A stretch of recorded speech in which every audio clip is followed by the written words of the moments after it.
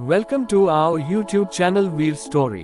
अगर आपको जल्दी से नेक्स्ट एपिसोड चाहिए तो वीडियो को अभी लाइक करो। 222 thank you and take care. Yuvan Manik से ये सब कुछ बहुत गुस्से में कह रहा था। मानिक ने अपनी जलती हुई नजरों से युवान की तरफ देखा और उससे कहा, stay away from my life, भूलो मत, तुम सिर्फ दूर के रिश्तेदार हो, तो अपनी हद मत भूलो। ये कहने के बाद मानिक ने सिक्योरिटी को बुलाया और युवान की तरफ देख बिना किसी एक्सप्रेशंस के कहा, तुम्हें बजाज मेंशन जाना चाहिए, यहाँ तुम्हारा कोई काम नहीं है। मानिक की बात सुन युवान ने एक टेढ़ी मुस्कुराहट के साथ मानिक का मजाक उड़ाते हुए कहा, अब मैं कभी उस घर में आऊंगा भी नहीं जिस घर में मेरी भाभी इस तरह बात की जाए। वो घर नहीं हो सकता। अगर भाभी आपसे अलग हो गई तो आपकी भाभी को ही नहीं हम सबको भी खो देंगे। ये कहते हुए युवान गुस्से में विला से चला गया। मानिक उस विला के हॉल में अकेला खड़ा था। उसके चेहरे पर अभी कोई भी एक्सप्रेशंस नहीं थे। मानिक ने एक नजर सीढ़ियों की तरफ, ऊपर अपने कमरे की तरफ देखा और फिर वह भी विला से बाहर निकल गया। मानिक को देख जैसे ही ड्राइवर कार के अंदर बैठ रहा था, मानिक ने उसे अपने हाथों के इशारों से ही रोक दिया और फिर खुद कार में बैठ अकेले कार लेकर विला से निकल गया। मानिक ने बॉडीगार्ड्स को भी अपने पीछे आने से मना कर दिया था। मानिक बहुत तेजी से अपनी स्पोर्ट्स कार चलाए जा रहा था। उस कार की स्पीड इतनी ज्यादा थी, कुछ लोगों को तो उसकी कार दिखाई ही नहीं दे रही थी। मानिक बहुत गुस्से में था। मानिक के सामने उसकी और जिज्ञासा की अभी कुछ देर पहले हुई मुलाकात आने लगी। कुछ घंटे पहले मानिक सोफे पर बैठकर कॉफी पी रहा था। उसने कल रात को अवनी को बहुत कॉल किए थे, पर अवनी ने एक भी कॉल का जवाब नहीं दिया था। मानिक ने फैसला कर लिया था कि वह कॉफी पीकर सीधे अवनी को लेने के लिए आयशा के घर जाएगा। मानिक अपनी कॉफी का कप टेबल पर रख सोफे से खड़ा हुआ और विला से बाहर जाने को हुआ।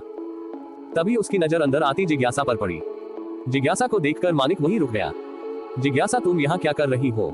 मानिक ने जिज्ञासा से सवाल करते हुए कहा, मुझे तुमसे बहुत जरूरी बात करनी है मानिक, और वह आज ही करनी है, बहुत जरूरी है।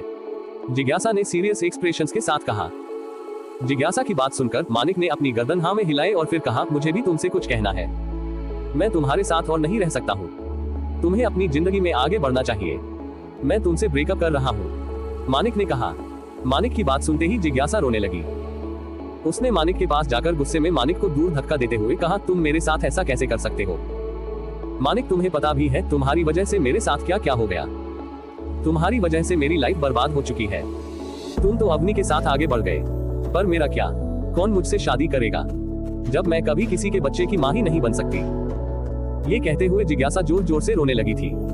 जिज्ञासा की बात सुनकर मानिक पूरी तरह से शॉक रह गया। उसने जिज्ञासा की तरफ देखा और फिर कंफ्यूजन में पूछा, ये तुम क्या कह रही हो जिज्ञासा? रहने दो मानिक, तुम्हें अब मेरी फिक्र क्यों होगी? तुम तो उस लड़की के पीछे भाग रहे हो जिसने तुमसे धोखे से शादी की है। तुम्हें मेरी बिल्कुल फिक्र नहीं। जिस लड़की ने तुम्हारी जान बचाई, वो भी अपनी जान को जोखिम में डालकर तुम्हारी वजह से आज मेरी ऐसी हालत हो गई है। मेरे पास मरने के अलावा और कोई चारा ही नहीं बचा। मुझे अब नहीं जीना है, जिज्ञासा ने कहा और फिर तुरंत भागते हुए डाइनिंग टेबल पर पड़ी नाइफ को लेकर जैसे ही वह अपनी हथेली काटती, उससे पहले ही मानिक ने आकर फुर्ती से उस चाकू को जिज्ञासा से दूर फेंक दिया। मानिक जिज्ञासा की ऐसी हालत देख पूरी तरह से हैरान था। मानिक ने चिल्लाते हुए जिज्ञासा से कहा, क्या तुम पागल हो गई हो? ये तुम क्या कर रही हो? हाँ, हो गई हूँ मैं मानिक पागल, और मेरे पागलपन की वजह भी सिर्फ तुम हो। मैं तुमसे इतना प्यार करती हूँ कि मैं तुम्हें खुद से दूर जाते नहीं देख सकती। तुम्हारे लिए मैंने अपने परिवार, अपने दोस्तों, सबको इग्नोर किया। मैं तुमसे बचपन से पागलों की तरह प्यार करती आ रही हूँ। तुमने भी मुझसे शादी करने का वादा किया था, फिर तुम मेरे साथ ऐसा कैसे कर सकते हो? तुम्हें पता भी है, उस दिन तुम्हारी जान बचाते वक्त मेरे बॉडी में इंटरनल इंजरीज हुई थी, जिसमें मेरा यूट्रस डैमेज हो गया, जिस वजह से मैं कभी मां नहीं बन सकती, जिज्ञासा ने कहा। जिज्ञासा की बात सुनकर मानिक पूरी तरह से शॉक में चला गया। वह अपनी जगह पर ही जम गया था। ये तुम क्या बोल रही हो जिज्ञासा? ऐसा कैसे हो सकता है? मानिक ने लड़खड़ाती हुई जबान से कहा। मानिक को जिज्ञासा की बातों पर यकीन ही नहीं हो रहा था। तुम्हें मुझ पर विश्वास नहीं है ना मानिक? क्योंकि अब तुम्हें तो सिर्फ अपनी बीवी पर विश्वास है, जिज्ञासा ने दर्द भरी मुस्कान के साथ कहा। फिर अपनी पर्स में से एक एनवेल्प निकालकर मानिक के हाथ में देते हुए कहा, यह मिलिट्री हॉस्पिटल की रिपोर्ट्स है। इनमें साफ लिखा है मैं कभी मां नहीं बन सकती। कल कुछ चेकअप के लिए मैं हॉस्पिटल गई थी। डॉक्टर ने मेरे कुछ टेस्ट किए, जिनकी रिपोर्ट्स में मेरे यूटेरस डैमेज होने के बारे में पता चला। ये कहते हुए जिज्ञासा अपनी आंखों में आंसू लिए मानिक की तरफ देखे जा रही थी, जो अपनी गर्दन नीचे किए उन रिपोर्ट को बड़े ध्यान से पढ़ रहा था और रिपोर्ट्स में वही लिखा था जो जिज्ञासा कह रही थी। मानिक ने हिम्मत करके जिज्ञासा की तरफ देखा। और फिर उससे कहा, तुम चिंता मत करो जिज्ञासा, मैं दुनिया के बेस्ट डॉक्टर से तुम्हारा ट्रीटमेंट कराऊंगा, तुम बिल्कुल ठीक हो जाओगी। क्या तुम मुझ पर दया दिखा रहे हो? मुझे तुम्हारी हमदर्दी नहीं चाहिए मानिक, मुझे सिर्फ तुम चाहिए। अगर तुम मेरे नहीं हुए तो मैं सच में मर जाऊंगी, जिज्ञासा ने कहा। यह कहते हुए जिज्ञासा ने मानिक को खुद से दूर किया। मानिक ने जिज्ञासा का हाथ पकड़ा और उससे कहा, तुम चिंता मत करो जिज्ञासा, मैं तुम्हें कभी नहीं छोड़ूंगा। ये सब मेरी वजह से हुआ है, मैं जरूर तुम्हारे साथ रहूंगा। तुम बस मुझसे झूठे के वादे कर रहे हो मानिक, जैसे तुमने मुझसे पहले किए थे। तुम कैसे मेरे साथ रहोगे जब तुम्हारी बीवी अवनी है? जिज्ञासा ने मानिक की तरफ देखते हुए पूछा। जिज्ञासा की बात सुनकर मानिक चुप हो गया। मानिक को चुप में देखकर जिज्ञासा को लगा उसे देर नहीं करनी चाहिए। जिज्ञासा ने फिर मानिक से कहा, तुम प्यार तो हमेशा से मुझसे करते थे ना मानिक? अवनी तो तुम्हारी जिंदगी में धोखे से आई थी। कभी तुमने सोचा है अवनी किस मकसद से तुम्हारी जिंदगी में आई है? क्यों उसने तुमसे शादी की? उसका मकसद बहुत बड़ा है मानिक, शायद वह तुम्हें और मुझे अलग करने के लिए आई थी, या बजाज फैमिली को बर्बाद करने। जिज्ञासा की बात सुनकर मानिक ने अपनी आंखें बंद की। तुम्हें इतना सोचना पड़ रहा है मानिक? क्या तुम अवनी को नहीं छोड़ सकते? मैंने तो अपना सब कुछ तुम्हारे लिए छोड़ा है। जिज्ञासा ने फिर से रोते हुए मानिक से सवाल किया। मानिक ने जिज्ञासा की तरफ देखकर बिना किसी एक्सप्रेशंस के कहा, मैं अवनी को डिवोर्स दे दूंगा। ये कहते हुए मानिक को भी बहुत दर्द हो रहा था, पर जिज्ञासा की भी बातें गलत भी नहीं थी। आखिर अवनी उसकी जिंदगी में क्यों आई थी, इस बारे में उसे भी नहीं पता था। कार ड्राइव करते हुए मानिक यही सब सोचे जा रहा था। उसे अंदर ही अंदर उसका गिल्ट खाई जा रही थी। वह बहुत ज्यादा गिल्टी फील कर रहा था। उसकी वजह से जिज्ञासा खुद की जान लेने जा रही थी। मानिक कैसे उस इंसान की जान ले लेता जिसने उसकी जान बचाई थी? मानिक अवनी से ये सब कहना तो नहीं चाहता था, पर अवनी से दूर जाने के लिए उसके पास एक यही चारा बचा था, जिससे वह अपने दिल को यकीन दिला देता अवनी गलत है। पर अभी भी मानिक बहुत बेचैन था। अवनी के वहां आंसुओं से भरा चेहरा मानिक की आंखों के सामने आ रहा था, जिससे मानिक को बहुत गुस्सा आ रहा था। मानिक अपने आप को पहली बार बहुत बेबस महसूस कर रहा था। उस पल मानिक के दिमाग में क्या चल रहा था, वह क्या कर रहा था, मानिक को खुद को नहीं पता था। मानिक ने अचानक से अपने कार के ब्रेक लगाए। अचानक ब्रेक लगाने के कारण कार एक झटके के साथ रुक गई। मानिक ने कार का स्टीयरिंग व्हील को पकड़ रखा था। उसने अपनी आंखें बंद की और गहरी गहरी सांस लेने लगा। उसके दिमाग में अवनी का उसकी जिंदगी में आना और उसके बाद अवनी के साथ बिताए गए वह सारी हसीन पल मानिक को दिखाई देने लगे। मैं यह नहीं कर सकता, मैं अवनी से दूर नहीं रह सकता, मानिक ने खुद से ही कहा और फिर तुरंत अपनी कार को तेजी से रिवर्स लेकर वापस से अपने विला की तरफ निकल पड़ा। दूसरी तरफ अवनी आंखों में आंसू लिए अपनी बेडरूम में आई। उसका दिमाग पूरी तरह से ब्लैक हो चुका था। वह कितना कुछ सोचकर आज मानिक से मिलने के लिए आई थी, अपने प्यार का इजहार करने, मानिक को सच बताने, मानिक और अपनी जिंदगी को एक नई सिरे से शुरू करने। पर एक पल में ही सब कुछ बर्बाद हो चुका था। आई एम सॉरी मानिक, पर मेरे लिए मेरे प्यार से बढ़कर मेरी सेल्फ रिस्पेक्ट है, और मैं अपनी सेल्फ रिस्पेक्ट को चूज करती हूँ। ये कहते हुए अवनी ने अपने हाथ में मौजूद ब्रेसलेट को देखा, फिर वही एक पेपर में कुछ लिखने लगी। अवनी ने अपनी रूम की टेबल पर उस पेपर के ऊपर ब्रेसलेट को रखा और फिर अपने फोन को लिए सीधे रूम से निकल गई। अवनी ने एक पल के लिए भी पीछे मुड़कर नहीं देखा। अवनी जब नीचे आई तो वहाँ सारे सर्वेंट मौजूद थे। अवनी को देखकर कोई कुछ कहता उससे पहले ही अवनी ने मुस्कुराते हुए सबसे कहा, आप सबके साथ मुझे बहुत अच्छा लगा, thank you and take care. ये कहते हुए अवनी बिना किसी की भी बात सुने सीधे मानिक के विला से निकल गई। सारे सर्वेंट की आंखों में नमी तैर गई। कहने को तो अवनी उन सब की लेडी बॉस थी, फिर भी अवनी जैसी लड़की उन लोगों ने अपनी जिंदगी में आज तक नहीं देखी थी। अवनी ने कभी उनमें से किसी से भी ऊंची आवाज में बात नहीं की, ना ही किसी पर हुक्म चलाया था। वो उन सब का ध्यान रखती थी, इसीलिए अवनी के जाने के कारण उन सबको भी बहुत दुख हो रहा था। अवनी के पास अपनी कार नहीं थी, इसीलिए वह मानिक के विला से ही एक कार लेकर अकेले ही वहां से निकल पड़ी। विला के गेट से निकलते हुए अवनी की आंखों से आंसू की बूंद लुढ़कते हुए उसके गालों पर आ गई। अवनी ने अपने हाथों से अपने आंसुओं को साफ किया और निकल पड़ी अपनी मंजिल की ओर। दूसरी तरफ जिज्ञासा अपने विला में पार्टी कर रही थी। वह बहुत ज्यादा खुश थी। आखिर जो वह चाहती थी वो हो ही गया। अब बस जल्दी ही मानिक अवनी को डाइवोर्स दे देगा और मेरी शादी मानिक से हो जाएगी, जिज्ञासा ने मन में कहा। उसके मन में शादी के लड्डू फूट रहे थे। वह विला के हॉल में लाउड म्यूजिक पर डांस किए जा रही थी। उसके घर में मौजूद सारे सर्वेंट को यही लग रहा था, शायद जिज्ञासा पागल हो गई है जो वह इस तरह बिहेव कर रही है। फ्रेंड्स कमेंट्स जरूर करें। आज 2 चैप्टर। जिज्ञासा अपने विला में पार्टी कर रही थी। वह अवनी बिना एक पल गवाए सीधे मेंशन के अंदर गई। हॉल में उस वक्त सर्वेंट के अलावा और कोई भी मौजूद नहीं था। अवनी सीधे भूषण बजाज के स्टडी रूम में गई। उसे अच्छे से पता था इस वक्त भूषण बजाज वहीं पर ही मौजूद होंगे। भूषण बजाज के स्टडी रूम के बाहर 2 बॉडीगार्ड खड़े थे। मुझे दादाजी से मिलना है, अवनी ने उनसे कहा। अवनी को देखकर उन बॉडीगार्ड ने तुरंत दरवाजा खोल दिया। ऐसे तो वह लोग फैमिली मेंबर्स के लिए भी दरवाजा नहीं खोलते थे जब तक भूषण बजाज खुद परमिशन न दे दे। पर अवनी के लिए खुद भूषण बजाज ने ही उनसे कहा था कभी अवनी को वेट न करवाए और सीधे अंदर उनसे मिलने के लिए भेज दे। बॉडीगार्ड ने स्टडी रूम का दरवाजा खोला। अवनी अंदर गई। अवनी ने देखा अंदर पहले से ही व्योम और आयशा मौजूद थे। भूषण बजाज वहां सोफे पर बैठे थे और उनके सामने व्योम और आयशा खड़े थे।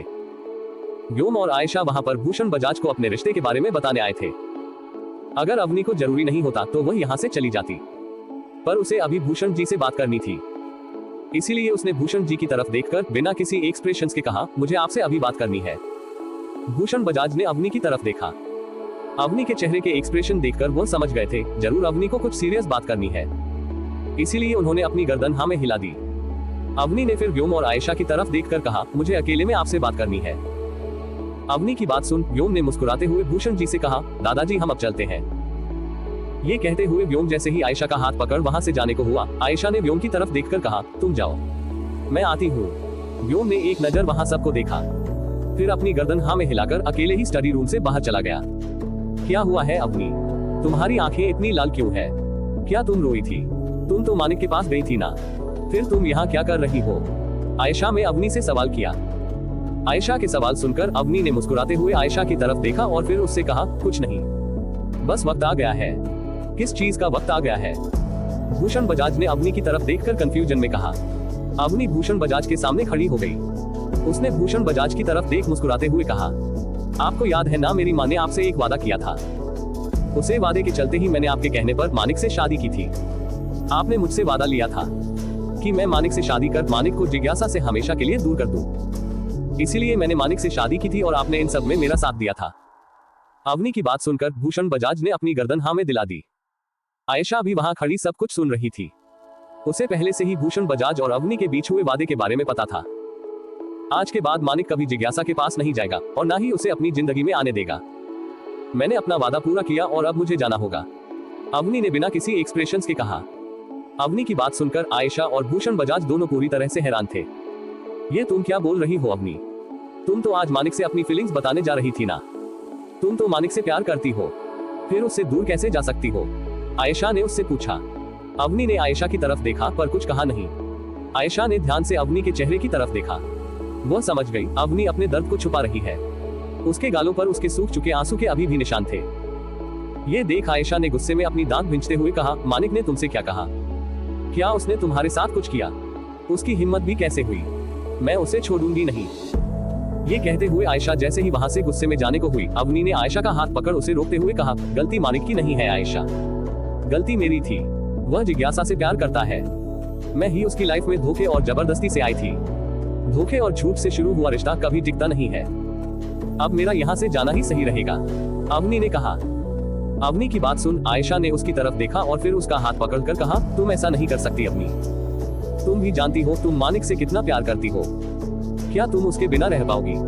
अवनी ने आयशा की तरफ देखा और मुस्कुराते हुए कहा, मैं सिर्फ तुम्हारे बिना नहीं रह सकती, बाकी मैं सब संभाल लूंगी। अवनी की बात सुनकर आयशा ने अवनी को गले लगा लिया। आयशा की आंखों में नमी थी। वह नहीं चाहती थी अवनी के साथ ऐसा हो। वह तो बहुत खुश थी। अब अवनी को भी उसका प्यार मिलने जा रहा है। सब कुछ सही हो रहा था। फिर अचानक से ये सब क्या हो गया? आयशा को कुछ भी समझ नहीं आ रहा था। वहीं खड़े भूषण बजाज भी पूरी तरह से हैरान थे। पर जैसे ही उन्होंने अवनी की पूरी बात सुनी, वह एकदम शांत हो गए। अवनी में आयशा से दूर होकर भूषण बजाज की तरफ देखकर मुस्कुराते हुए कहा, अब आप मुझे नहीं रोकेंगे ना? भूषण बजाज ने अपनी गर्दन हाँ में हिलाते हुए कहा, अगर तुम यही चाहती हो तो मैं तुम्हारे साथ हूँ। तुमने अपना वादा बखूबी पूरा किया। भूषण बजाज की बात सुनकर अवनी के होठों पर मुस्कुराहट आ गई। उसने आगे बढ़कर भूषण बजाज के पैर छूने के लिए जैसे ही अपने कदम बढ़ाए, भूषण बजाज ने उसे रोकते हुए कहा, मैंने तुम्हें पहले भी कितनी बार कहा है, बेटियां पैर नहीं छूती। तुम हमारी बहू बाद में और बेटी पहले हो। उनकी बात सुनकर अवनी मुस्कुरा देती है। उसने भूषण बजाज की तरफ देखकर कहा, मैं जल्दी आपसे मिलने आऊंगी, आप अपना ध्यान रखिएगा। भूषण बजाज अवनी की बात सुनकर मुस्कुरा दिए। उसके बाद अवनी भूषण बजाज के स्टडी रूम से बाहर आई। उसके पीछे पीछे ही आयशा भी स्टडी रूम से बाहर आ गई। दूसरी तरफ मानिक अपने विला वापस आ गया। वह कार से बाहर आया और सीधे अपने रूम की तरफ गया। वहां मौजूद सर्वेंट मानिक की तरफ देख रहे थे। वह मानिक को बताना चाहते थे अवनी यहाँ से जा चुकी है, पर उनमें से किसी का भी मानिक से बात करने का मन नहीं कर रहा था। रूम में आते ही मानिक ने चारों तरफ अवनी को ढूंढा, पर उसे अवनी रूम में कहीं भी दिखाई नहीं थी। मानिक वॉशरूम की तरफ गया, पर उसे अवनी वॉशरूम वॉश और चेंजिंग रूम में भी नहीं मिली। अवनी कहाँ गई? कहीं अवनी? मानिक ये सोच रहा था। वह जैसे ही वहां से जाता, उससे पहले ही मानिक की नजर टेबल पर पड़े ब्रेसलेट पर गई। उस ब्रेसलेट को देखकर मानिक वहीं रुक गया। मानिक के कदम अपने आप ही टेबल की तरफ बढ़ गए। मानिक ने उस ब्रेसलेट को उठाया। उस ब्रेसलेट को वहां देखकर मानिक पूरी तरह से हैरान था। उस ब्रेसलेट को लेकर मानिक सीधे अपने वार्डरोब की तरफ भागा। उसने अपने वार्डरोब के अंदर मौजूद एक सीक्रेट लॉकर में पासवर्ड एंटर किया, जिससे वह लॉकर अपने आप खुल गया। लॉकर के खुलते ही मानिक उसमें कुछ ढूंढने लगा। तभी मानिक के हाथ सेम वैसा ही एक ब्रेसलेट आया, जो इस वक्त उसके दूसरे हाथ में था। मानिक ने लॉकर से वह ब्रेसलेट निकाला और उन दोनों ब्रेसलेट की तरफ देखा। वो दोनों बिल्कुल एक जैसे थे। ये ब्रेसलेट यहाँ कैसे? मानिक ने धीरे से कहा। जब मानिक उस वक्त झील में गिरा था, जो लड़की उसे बचाने के लिए आई थी, उसके हाथों में वह ब्रेसलेट था। उसने अपनी एक ही हाथ में दो ब्रेसलेट पहन रखे थे। वह ब्लू डायमंड और स्टोन से बना ब्रेसलेट था, जो देखने में बहुत खूबसूरत था। उसमें हाथ से डिजाइन भी बनी हुई थी। झील से बाहर आते हुए उस लड़की का वह ब्रेसलेट मानिक के वॉच में अटक गया था, जिससे वह मानिक के पास ही रह गया। मानिक को जब होश आया था, तब वह ब्रेसलेट मानिक के पास ही था। उसके बाद से मानिक ने वह ब्रेसलेट अपने पास ही बिल्कुल संभाल कर रखा था। पता नहीं क्यों मानिक ने कभी वह ब्रेसलेट जिज्ञासा को भी नहीं दिखाई, ना ही उसे वापस किया। क्या जिज्ञासा ने इसे यहाँ रखा है? पर वह तो ऊपर आई ही नहीं थी, मानिक ने खुद से ही कहा। तभी मानिक की नजर फिर से टेबल पर गई, जहाँ वह पेपर रखा था। मानिक ने आगे बढ़ पेपर को अपने हाथों में लिया और उसे खोलकर पढ़ने लगा। अगर आप सबको आज एक और चैप्टर चाहिए टू फल मेरी नॉवल माई हॉट कैसिनो 224 गुड बाय मानिक बजाज। झील से बाहर आते हुए उस लड़की का वह ब्रेसलेट मानिक के वॉच में अटक गया था, जिससे वह मानिक के पास ही रह गया। मानिक को मेरा चेहरा नहीं देखना चाहते थे ना? अब से तुम्हें मेरा चेहरा देखने की जरूरत नहीं पड़ेगी। मानिक, मुझे पता है जिस तरह में तुम्हारी जिंदगी में आई को बिल्कुल भी ठीक नहीं था, पर मेरे पास और कोई ऑप्शन भी नहीं था। इस वजह से मुझे झूठ बोलकर तुमसे शादी करनी पड़ी। उस शादी में तुम्हारी मर्जी नहीं थी, लेकिन मेरी मर्जी भी थी और मेरी मोहब्बत भी। हाँ, मुझे तुमसे प्यार था, इसलिए ही मैं तुमसे शादी करने के लिए मान गई। मुझे लगा तुम भी मुझसे प्यार करने लगे हो, पर मैं गलत थी। इस रिश्ते में मैंने तुम्हें बांध रखा था, इसलिए आज मैं तुमसे दूर जा रही हूँ। तुम मेरा चेहरा नहीं देखना चाहते थे ना? अब से तुम्हें मेरा चेहरा देखने की जरूरत नहीं पड़ेगी। मैं जा रही हूँ हमेशा के लिए। मैं तुम्हारी जिंदगी में तुम्हारे लिए ही आई थी और जा भी तुम्हारे कहने पर ही रही हूँ। अब तुम जा सकते हो अपने प्यार जिज्ञासा के पास और कर सकते हो उससे शादी, लेकिन जाने से पहले मुझे तुम्हें कुछ बताना था।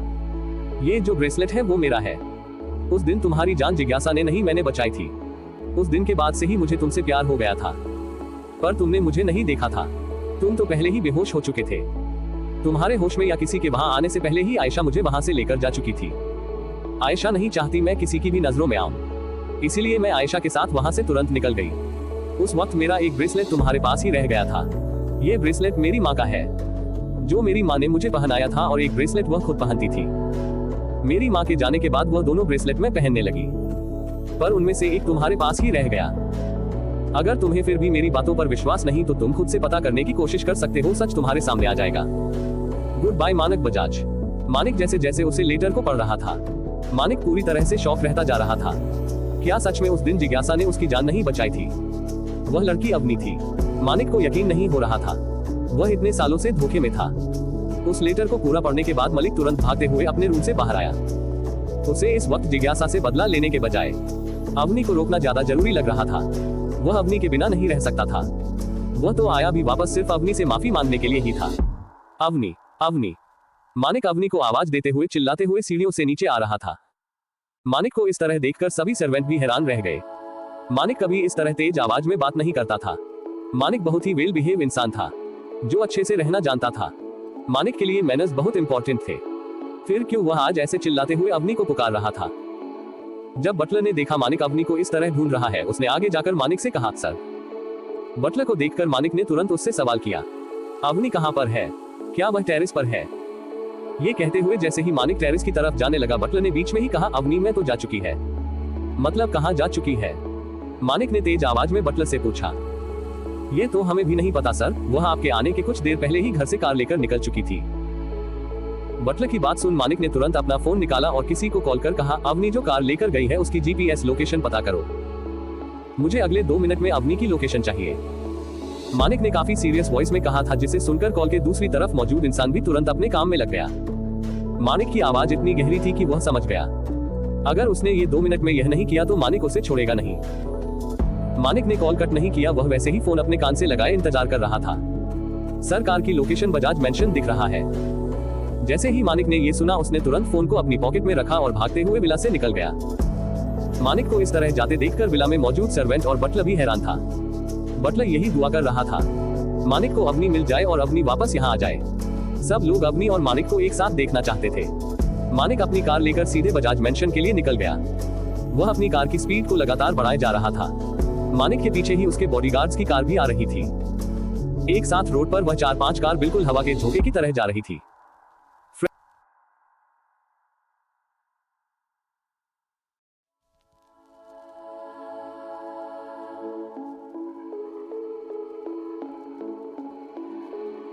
Chapter 225 बाय सर, कार की लोकेशन बजाज मेंशन दिख रहा है। जैसे ही मानिक ने ये सुना, उसने तुरंत फोन को अपनी पॉकेट में रखा और भागते हुए विला से निकल गया। मानिक को इस तरह जाते देखकर विला में मौजूद सर्वेंट और बटलर भी हैरान था। बटलर यही दुआ कर रहा था कि मानिक को अवनी मिल जाए और अवनी वापस यहाँ आ जाए। सब लोग अवनी और मानिक को एक साथ देखना चाहते थे। मानिक अपनी कार लेकर सीधे बजाज मेंशन के लिए निकल गया। वह अपनी कार की स्पीड को लगातार बढ़ाए जा रहा था। मानिक के पीछे ही उसके बॉडीगार्ड्स की कार भी आ रही थी। एक साथ रोड पर वह 4-5 कार बिल्कुल हवा के झोंके की तरह जा रही थी। मैं जल्दी तुझे कॉल करूंगी, अवनी ने कहा और आयशा को अपने गले लगाया। अवनी आयशा से दूर हुई।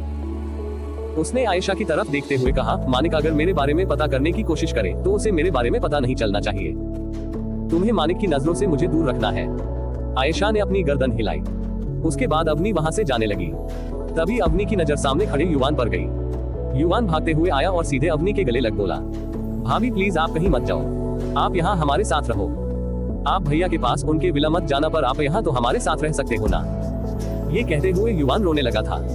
अवनी मुस्कुराने लगी और बोली, तुम रो कैसे सकते हो, लड़कियां तुम्हें सिर्फ इसलिए भाव नहीं देती है। अवनी की बात पर युवान ने कुछ नहीं कहा। अपना ध्यान रखना, जल्दी ही तुम्हारी एक और भाभी आने वाली है जो मुझसे भी जायद अच्छी है। ये बोलते हुए अवनी ने आयशा की तरफ देखा, जो खुद अपनी आंखों में आंसू लिए अवनी को देखे जा रही थी। अवनी जितनी नॉर्मल दिखाई दे रही थी, वो उतनी नॉर्मल बिल्कुल भी नहीं थी। वो बस अपने दर्द को सबसे छुपा रही थी। अवनी बिना कुछ और बोले वहां से निकाल गई। अगर थोड़ी देर वो और वहां रहती तो अपने इमोशंस को कंट्रोल नहीं कर पाती। अवनी बिना कोई भी कार लिए बजाज मेंशन से निकल गई। बजाज मेंशन से बाहर आकर अवनी ने किसी को कॉल किया और फिर पैदल ही वहां से निकाल गई। अवनी के जाने के कुछ वक्त बाद मानिक की कार बजाज मेंशन के अंदर आई। मानिक झट से अपनी कार से बाहर आया और तुरंत बजाज मेंशन के अंदर भागते हुए चल गया। हॉल में ही मानिक को युवान और आयशा दिखाई दिए। मानिक को देखते ही आयशा के चेहरे पर गुस्सा साफ दिखने लगा। युवान ने मानिक की तरफ देखकर कहा, आप यहाँ कैसे? क्या यहाँ से भी मुझे निकालने आए हैं? मेहर और पल्लवी जी जो उस तरफ ही आ रहे थे। उन्होंने जब युवान की बात सुनी वह वही खड़े देखने लगे, यहाँ चल क्या रहा है? ये और कर भी क्या सकता है? सांप को अपने घर में रख हीरे को निकालना तो मानिक की आदत बन गई है, आयशा ने कहा। आयशा, ये तुम मानिक से कैसे बात कर रही हो? पल्लवी जी ने कहा। वह पूरी तरह कंफ्यूज थी। तभी वहां पर भूषण बजाज आए। उनको देखते ही आयशा और युवान दोनों चुप हो गए। तुम यहाँ क्या कर रहे हो मानिक? तुम्हें तो इस वक्त ऑफिस में होना चाहिए था ना? भूषण बजाज ने मानिक से सवाल किया। उनका सवाल सुनकर मानिक ने उनकी तरफ देख बिना किसी एक्सप्रेशन के कहा, अवनी कहाँ है? तुम ये क्यों पता करना चाहते हो? तुमने ही तो उसे अपनी जिंदगी से जाने के लिए कहा था, भूषण बजाज ने कहा। उन्होंने मानिक के विला में मौजूद बटलर से सब कुछ पता कर लिया था, जो भी मानिक के घर में हुआ था। सब कुछ पता चलने पर भूषण बजाज को मानिक पर गुस्सा भी बहुत आया। वो अब सच में अवनी का साथ देने वाले थे और अवनी को मानिक से दूर रखने में उसकी मदद करने वाले थे, ताकि मानिक अवनी की कीमत को समझ सके। अवनी मेरी वाइफ है, मेरा हक है जानने का वह इस वक्त कहां पर है। मुझे अवनी से अभी बात करनी है, मानिक ने कहा। उन सब की बातें सुनकर अब पल्लवी जी और मेहर जी का कंफ्यूजन बढ़ता ही जा रहा था। मानिक की बात सुन भूषण बजाज ने सख्ती से कहा, अवनी को तुम्हारी जिंदगी में लेकर आने का फैसला हमारा था। हमने ही उसे तुमसे शादी करने के लिए कहा था, पर हमें अपने इस फैसले पर आज पहली बार इतना पछतावा हो रहा है। भूषण बजाज की बात सुनकर मानिक हैरान रह गया। क्या सच में उसे खुद के दादाजी ने ही अवनी को उससे शादी करने के लिए कहा था? मानिक को अब समझ आ रहा था क्यों हर बार वो अवनी की साइड लेते थे। इसका मतलब है अवनी उसकी जिंदगी में सिर्फ उसके दादाजी के कहने पर और उसे जिज्ञासा से दूर करने के लिए आई थी। मुझे बस अवनी से बात करनी है दादाजी, उसके बाद मैं आपसे बात करूंगा। अभी मेरा अवनी से मिलना बहुत जरूरी है। आप मेरे दादाजी हैं, आपको मुझे बताना ही पड़ेगा अवनी कहाँ है, मानिक ने भूषण बजाज से कहा। मानिक की बात सुनकर आयशा, जो अब तक गुस्से में वहां चुपचाप खड़ी थी, उसने मानिक की तरफ देखकर कहा, अवनी तुमसे कभी नहीं मिलना चाहती। तुमने ही उससे कहा था ना तुम उसका चेहरा तक नहीं देखना चाहते, और अब अवनी खुद तुम्हें अपना चेहरा नहीं दिखाना चाहती, और ना ही मैं कभी तुम्हें अवनी तक पहुंचने दूंगी। तुम्हारी वजह से मेरी दोस्त इतनी ज्यादा रोई है, और मैं उसके हर एक आंसू की कीमत तुमसे लेकर रहूंगी। तुम्हें भी उतना ही पछताना पड़ेगा। क्या कोई हमें कुछ बताएगा आखिर अवनी कहाँ गई है और मानिक ने किया क्या है? मेहर जी ने कहा। आयशा ने भूषण बजाज की तरफ देखकर कहा, अगर आपने मानिक की मदद की तो मैं भी मान लूंगी। आप सिर्फ अपनी पोते से प्यार करते हैं, आप अवनी को सिर्फ कहने के लिए अपनी बेटी कहते हैं। ये कहते ही आयशा गुस्से में वहां से चली गई। आयशा चाहे व्योम की बीवी बनने वाली हो या उसका बजाज फैमिली से बचपन से नाता था, पर फिर भी वह अपनी बेस्ट फ्रेंड के साथ खड़ी थी। वह अवनी के लिए इन सब से लड़ने के लिए पूरी तरह से तैयार थी। मैं कभी बड़ों के मामले में नहीं बोलता नाना जी। आज भैया भाभी से जब इतनी बुरी तरह बात कर रहे थे तब मैं वहीं पर ही था। आपको सच में इन्हें माफ नहीं करना चाहिए, यह उस लायक नहीं। ये कहते हुए युवान बिना मानिक को देख वहां से चला गया। आप मेरे साथ आइए मामा जी, मैं आपको सब बताता हूँ, युवान ने कहा और मेहर पल्लवी जी को अपने साथ लेकर चला गया। हमने तुम्हें अपना जवाब पहले ही दे दिया है, तुम यहाँ पर केवल अपना वक्त जाया कर रहे हो मानिक, भूषण बजाज में कहा और अपनी व्हील चेयर का एक बटन दबाया, जिससे वह अपने आप ही भूषण जी के रूम की तरफ जाने लगी। मानिक ने अपना फोन निकाला और धैर्य को कॉल किया। पूरे मुंबई को बंद कर दो, मुझे कैसे भी अवनी मेरे सामने चाहिए। अगर अवनी मुंबई छोड़कर गई तो मैं तुम में से किसी को भी नहीं छोड़ूंगा, मानिक ने गुस्से में कहा। वह अपनी बॉडीगार्ड के साथ मिलकर पूरे मुंबई में अवनी को ढूंढ रहा था। वहीं दूसरी तरफ मुंबई एयरपोर्ट, अवनी इस वक्त एक प्राइवेट जेट के एंट्रेंस पर खड़ी थी। क्या तुम सच में मानिक को छोड़कर जाना चाहती हो? वीर ने अवनी की तरफ देखकर कहा। अवनी, इसके चेहरे पर कोई भी एक्सप्रेशंस नहीं थे। उसने वीर से कहा, हाँ। ये कहती हुई अवनी ने एक नजर अपने पीछे देखा और फिर तुरंत प्राइवेट जेट के अंदर जाकर बैठ गई। अवनी ने वीर को अपने साथ चलने के लिए मना किया था, इसीलिए वीर वहीं खड़ा अपने प्राइवेट जेट को देखे जा रहा था। अवनी ने वीर को बजाज मेंशन से बाहर आकर कॉल किया था। अवनी अच्छे से जानती थी कि एक वीर ही है जो उसे यहाँ से बिना मानिक को पता चले दूर लेकर जा सकता है। अवनी जानती थी मानिक वह लेटर पढ़ने के बाद उसे ढूंढने की कोशिश जरूर करेगा, पर अब अवनी मानिक के सामने नहीं आना चाहती थी। बाय, अवनी ने गहरी सांस लेकर कहा और अपने सीट पर बैठकर फिर अपनी आंखें बंद कर ली। हिज माफिया वाइफी और माई हॉट कैसनोवा हबी के चैप्टर कल सुबह आएंगे। Friends, join my WhatsApp channel full score https skeptical smiley face what 226 let's meet बीवी। 5 साल बाद बजाज कॉर्पोरेशन के टॉप फ्लोर के एक केबिन में माहौल काफी गर्म था। मानिक सीईओ की चेयर पर बैठा लगातार अपने सामने खड़े आदमियों को घूरे जा रहा था। इन 5 सालों में मानिक और भी ज्यादा हैंडसम हो गया था। मानिक के चेहरे पर हल्की हल्की बियर्ड भी थी जो उसे और भी अट्रैक्टिव बना रही थी। सर, हम उन्हें ढूंढने की पूरी कोशिश कर रहे हैं, वह जल्दी हमें मिल जाएगी, उन आदमियों में से एक आदमी ने डरते हुए मानिक से कहा। मानिक, जो अब तक बिल्कुल शांत था, उसने गुस्से में अपने टेबल पर मौजूद कांच के वास को जमीन पर फेंकते हुए कहा, 5 साल हो गए हैं, क्या अभी भी तुम लोगों को और टाइम चाहिए? Get out otherwise I will kill you all. Manik की आवाज इतनी खतरनाक और ठंडी थी कि वहां मौजूद सारे आदमी डर से कांपने लगे। उन्हें अच्छे से पता था अगर वह यहाँ थोड़ी देर और रुके तो मानिक सच में उन सब की जान लेने में एक पल नहीं गवाएगा। तभी केबिन का दरवाजा खुला और राहील अंदर आया। राहील के अंदर आते ही वह सारे आदमी एक एक कर जल्दी बाहर की तरफ चले गए। राहील ने अपनी गर्दन नामे हिलाए और गहरी सांस लेते हुए मानिक की तरफ देखा जो अपनी चेयर से खड़ा हुआ। मानिक चेयर के पीछे मौजूद दीवार के पास गया जो पूरी कांच से बनी हुई थी। उस दीवार से पूरी मुंबई दिखाई दे रही थी। इन पर गुस्सा करने से कुछ नहीं होगा, इसमें इन सब की कोई गलती नहीं है, राहील ने कहा। राहील की बात सुन मानिक ने कोई जवाब नहीं दिया। वह अपने दोनों पॉकेट में हाथ डाले आसमान की तरफ देखे जा रहा था। राहील को पता था मानिक उसे कोई भी जवाब नहीं देगा। जय और शिवांगी की शादी की डेट 8 दिन बाद ही फिक्स हुई है। शादी यही मुंबई में होने वाली है, तुम वहां। राहील आगे कुछ बोलता है, इससे पहले ही उसके कानों में मानिक की आवाज पड़ी। जयपुर राजस्थान। जयपुर राजस्थान मतलब राहील ने कंफ्यूजन में मानिक से पूछा। मानिक ने अपना चेहरा राहील की तरफ किया और फिर कहा, शादी राजस्थान में होगी। मानिक की बात सुनकर राहील कंफ्यूज था। उसे समझ नहीं आया आखिर मानिक शादी जयपुर में क्यों करवाना चाहता है। तभी एक बार फिर केबिन का दरवाजा खुला और धैर्य अंदर आया। अंदर आते ही धैर्य ने मानिक की तरफ देखकर कहा, सर इन्फॉर्मेशन बिल्कुल सही है, हमने क्रॉस चेक करवा लिया है। धैर्य के आंखों पर चश्मा लगा था जो उसे और सीरियस दिख रहा था। कैसी सी इन्फॉर्मेशन? राहील ने धैर्य से पूछा। मानिक ने टेबल पर अपने दोनों हाथों को रखते हुए राहील की तरफ देख कहा, अवनी राजस्थान में है और शादी अब वही होगी। मानिक की बात सुनकर राहील हैरान रह गया। क्या पर तुम्हें तो अब तक अवनी के बारे में कोई खबर नहीं मिली थी, फिर अचानक से तुम्हें कैसे पता चला अवनी राजस्थान में है?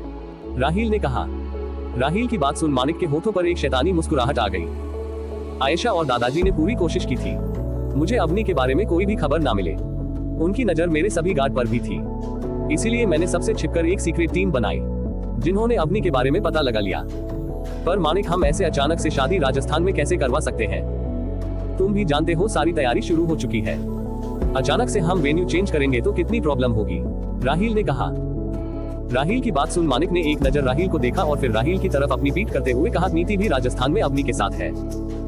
जैसे ही राहील ने मानिक की बात सुनी उसके चेहरे की एक्सप्रेशन तुरंत बदल गए। शादी अब राजस्थान में ही होगी, राहील ने कहा और फिर तुरंत वहां से चला गया। राहील के जाते ही मानिक के होठों पर एक डेविल मुस्कान तैर गई। सर, हमने पता किया है, 5 साल पहले अवनी में जब मुंबई छोड़कर गई थी तब वह एक प्राइवेट जेट से गई थी। वह प्राइवेट जेट वीर रंधावा का था, धैर्य ने कहा।